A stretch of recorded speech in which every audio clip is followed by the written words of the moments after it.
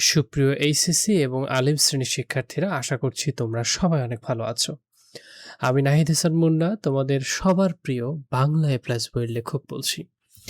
আজকে আমরা তাহারই পরে মনে এই কবিতাটার ব্যাখ্যা জানবো, লাইন টু লাইন ব্যাখ্যা জানবো, যাতে করে আমরা সৃজনশীল প্রশ্নের উত্তর ভালোভাবে লিখতে পারি।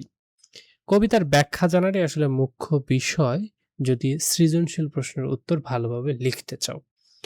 এই কবি পরিচিতি, পাঠ পরিচিতি এগুলো এখানে পড়িয়ে সময় নষ্ট করার কোনো প্রয়োজন নাই। এগুলো তোমরা বই দেখো, পড়ে ফেলো, মুখস্থ করে ফেলো। ওকে? হে কবি, নীরব কেন? ফাগুন যে এসেছে ধরায়। কবি ভক্ত কবিকে বলছে, হে কবি, আপনি নীরব কেন? আপনি উদাসীন কেন? ফাগুন মাসে যে পৃথিবীতে এসেছে, অর্থাৎ বসন্তকাল তো পৃথিবীতে এসে গেছে।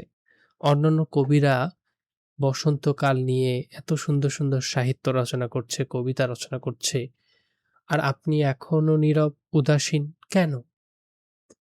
বসন্তে বরিয়া তুমি লবে নাকি তব বন্দনায়। বরিয়া শব্দের অর্থ হচ্ছে বরণ করে, লবে মানে নিবেন না, তব বন্দনায় মানে আপনার কবিতায়। মানে বসন্তকে কি আপনি বরণ করে নিবেন না আপনার কবিতার মধ্য দিয়ে?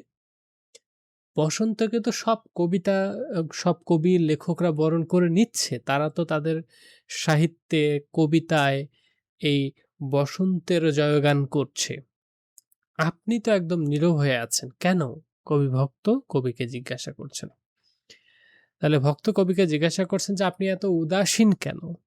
বসন্ত ঋতু চলে এসেছে। এই সময়ে সকল লেখক বা কবিরা বসন্তকে নিয়ে কত কিছু লিখছেন। আপনি এবছর কিছুই লিখবেন না?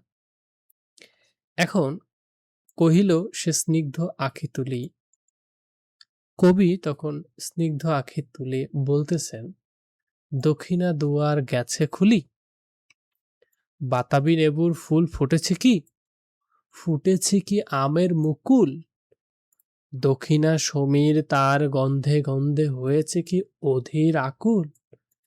অর্থাৎ কবি তা কবিভক্তকে জিজ্ঞাসা করছেন, স্নিগ্ধ আঁখি তুলি মানে উৎসুক চাহনিতে চোখটা কবিভক্তর দিকে তুলে বলছেন যে দক্ষিণ দিকের দুয়ার কি খুলে গেছে? বাতাবি লেবুর ফুল কি ফুটছে? আমের মুকুল কি ফুটছে? দক্ষিণ দিক থেকে যে দক্ষিণা বাতাস যেটা আসে সেটা কি এসে আ গন্ধে চারপাশকে আকুল করে তুলেছে? এগুলো জিজ্ঞাসা করছে। কারণ এইটা আসা মানে হচ্ছে বসন্তকালের একটা ভাব আসা। বসন্তকালে এই ধরনের একটা আ প্রকৃতি পরিবেশ সৃষ্টি হয়। কিন্তু কবি এখনো টের পান নাই। এইজন্য কবি জিজ্ঞাসা করছে। কেন টের পান নাই সেটা আমরা সবার শেষে জানব। কেন কবি উদাসীন সেটাও আমরা সবার শেষে জানব। কবি দুঃখ কষ্টে উদাসীন থাকায় বসন্তকাল যে এসেছে তা খেয়াল করেননি। তাই তিনি ভক্তকে জিজ্ঞাসা করছেন যে দক্ষিণ দুয়ার খুলে গেছে কিনা। এখানে কবির জেনেও না জানার একটা ভান করে বলতেছে আসলে মূলত। কারণ তার মনে অন্য একটা দুঃখ কষ্ট এসে গেছে তো। অন্য দুঃখ কষ্টের কারণে এই বসন্তকালের রঙিন হাওয়া তার গায়ে এখনো লাগছে না। যে ধরো যে তোমার মনে একটা তোমার প্রেমিকা ছ্যাঁকা দিয়ে চলে গেছে। সাপোজ। হ্যাঁ? কিন্তু তোমার বাড়ির পাশে আরেকজনের চাচাতো বা মামাতো ভাই-বোনের বিয়ে হচ্ছে। তো ঐটার আমেজ তো তোমার মনে লাগছে না। কারণ তোমার ভিতরে তো অন্য কষ্ট। সো কবি বলছে যে, "বাতাবি নেবুর ফুল ফুটেছে কি? আমের মুকুল কি ফুটেছে? হ্যাঁ, আমের মুকুল কি ধরছে? দক্ষিণ দিক থেকে প্রবাহিত বায়ু এবং ফুলের যে সুগন্ধ, এটা কি চারদিকে আকুল হয়ে উঠেছে?" এইটা কবি জিজ্ঞাসা করছে। উক্ত প্রশ্নগুলো দ্বারা কবির উদাসীনতা প্রকাশ পাচ্ছে। যে কবি উদাসীন বসন্তের ব্যাপারে। কবি ভক্ত বলছে, এখনো দেখনি তুমি? কহিলাম, কেন কবি আজ এমন উন্মনা তুমি? কোথা তবে নবপুষ্প সাজ? উন্মনা মানে হচ্ছে অমনোযোগী। হ্যাঁ? আর নবপুষ্প সাজ মানে হচ্ছে নতুন ফুলের সাজে সজ্জিত। তো কবি ভক্ত কবিকে জিজ্ঞাসা করছে যে, হে কবি, আপনি এখনো দেখেন নাই? কেন আপনি এমন অমনোযোগী হয়ে গেছেন? কোথা তব নবপুষ্প সাজ? নতুন ফুলের সাজে যে সজ্জিত হচ্ছিলেন প্রতি বছর, এটা কোথায় গেল আপনার?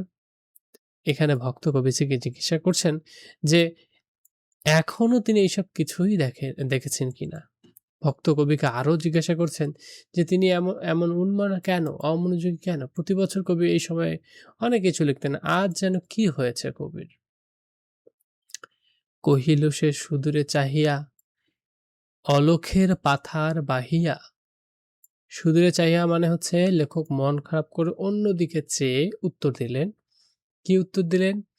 যে অলখের পাথার বাহিয়া, অর্থাৎ ওই যে অলখের মানে দৃষ্টি অগোচরে, মানে অনেক দূর থেকে, পাথার বাহিয়া মানে সমুদ্র পেরিয়ে তড়িৎ তার এসেছে কি, অর্থাৎ ওই দূর সমুদ্র থেকে নৌকা কি আসছে, বেজেছে কি আগমনী গান। অর্থাৎ যখন নতুন কোনো কিছু আসে, যেমন ধরো যে মঞ্চে একজন বিশিষ্ট ব্যক্তি এখন উঠবেন, অবশ্যই সেখানে একটা আগমনী বার্তা দেওয়া হয়। বসন্ত যে আসছে এরকম কোনো আগমনী গান কি বেজেছে? ডেকেছে কি সে আমারে? বসন্তকালকে আমাকে কখনো ডেকেছে বা ইনভাইট করেছে? আমি তো প্রতি বছরই তাকে নিয়ে অনেক কিছুই লিখি। শুনি নাই, রাখিনি সন্ধানে, আমি তো এসব কিছুই শুনি নাই। অর্থাৎ কবি মন খারাপ করে অন্যদিকে চেয়ে তার ভক্তকে বলতে লাগলেন, ওই দূর সমুদ্র থেকে নৌকা এসেছে কি? বসন্তকাল ডেকেছে কি আমাকে?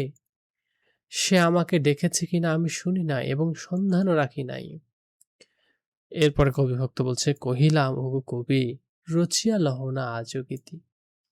কবি ভক্ত শেষমেশ যখন বুঝাইতে পারছেন না কবিকে, তখন রিকোয়েস্ট করছেন কবিকে, হে কবি, রচিয়া লহ না আজও গীতি, আজকেও তুমি লেখো তোমার গীতি, তোমার সাহিত্য রচনা করে ফেলো, রচিয়া নাও, লেখো।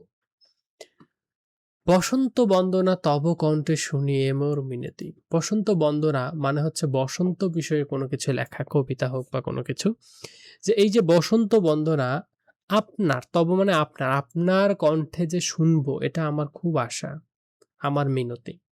আপনার কণ্ঠে বসন্ত বন্দনা শুনবো বা আপনার লেখা বসন্ত বন্দনা আমি পড়বো, এটা আমার খুব মিনতি। কহিল সে মৃদু মধুস্বরে, সুরেলা কণ্ঠে। ভক্ত কবিকে বলেছেন, বসন্তকে নিয়ে কবিতা লিখুন, এ আমার অনুরোধ। আপনার লেখা আমার কাছে সুরেলা কণ্ঠের মতোই সুন্দর মনে হয়। হ্যাঁ, তাই আমি খুব রিকোয়েস্ট করছি, প্লিজ বসন্তকে নিয়ে কিছু লেখুন, বসন্তকে বরণ করুন। কবি বলছে, নাই হলো না হোক এবারে, আমার গাহিতে গান বসন্তরে আনিতে ধরিয়া রহিনী। অর্থাৎ আমার গাহিতে গান মানে, গান মানে কবিতা, গাহিতে মানে লিখে বা লিখতে। সো আমার গাহিতে গান অর্থাৎ বলছে আমি গান গাইনি বলে বা আমি কবিতা লিখিনি বলে বসন্ত আনিতে ধরিয়া রহিনী। অর্থাৎ বসন্ত তো আসলে অপেক্ষা করেনি আসতে, সে তো ঠিক সময়েই চলে আসছে। আমি কিছু লিখছি কি লিখছি না এর জন্য তো বসন্ত অপেক্ষা করে নাই। সে ভুলেনি তো, বসন্ত আসতে তো ভুলে যায়নি, এসেছে তো ফাগুন সরিয়া, সে তো ঠিকই ফাগুন মাসকে স্মরণ করে চলে আসছে। প্রতি বছর আমি যে তাকে নিয়ে লিখি, সে কিন্তু আমার জন্য অপেক্ষা করেনি। মন খারাপ করে কবি লিখছে। কবিতার ভক্তকে উত্তর দিলেন, এবার না হয় আমি নাই লিখলাম, আমি লিখলাম না বলে বসন্ত তো থেমে নেই, সে তো আমার জন্য অপেক্ষা করেনি, সে তো ঠিকই যথাসময়ে চলে আসছে। শিক্ষার্থীরা দেখতে পাচ্ছেন এখানে সবচেয়ে সহজ ভাষা ব্যবহার করা হয়েছে। চাইলে এগুলোকে কঠিন ভাষায় লেখা যেত। কঠিন ভাষায় পড়িয়ে আমার লাভ কি যদি শিক্ষার্থীরা বুঝতে না পারে? শিক্ষার্থীদেরকে বোঝাই হচ্ছে আমার আসল উদ্দেশ্য। সো এই সহজ ভাষায় কবিতা হোক, গদ্য হোক, বাংলা দ্বিতীয় পত্র হোক, মানে বাংলা প্রথম দ্বিতীয় পত্র দুইটাতেই যদি ভালোভাবে সহজে বুঝতে চাও এবং এ প্লাস নিশ্চিত করতে চাও, তাহলে বাংলা এ প্লাস বইটা কিনে ফেলিও।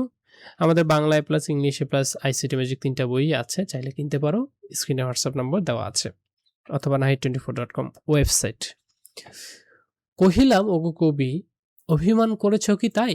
কবি ভক্ত বলছে, ওগো কবি, এজন্য কি তুমি অভিমান করছো যে বসন্ত আপনার জন্য অপেক্ষা করে নাই এজন্য কি আপনি অভিমান করছেন? যদিও এসেছে তবুও তুমি তারে করিলা বৃথাই।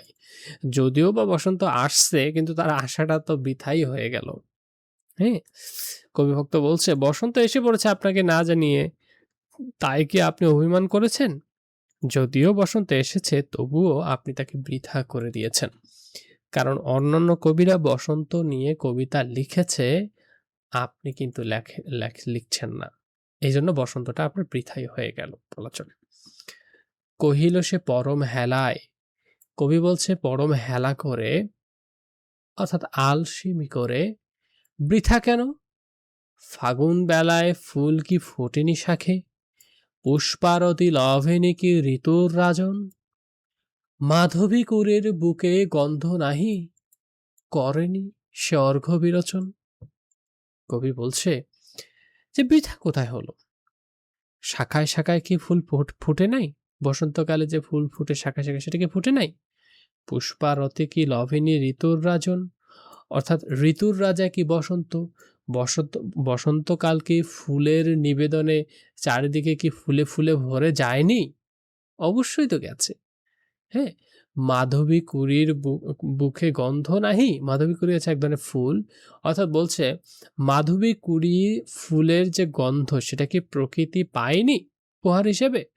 করেনি সে অর্ঘ্য বিরোচন, অর্থাৎ মাধবী কুঁড়ির গন্ধটা কি প্রকৃতির উপহার হিসেবে পায়নি? অবশ্যই পাইছে।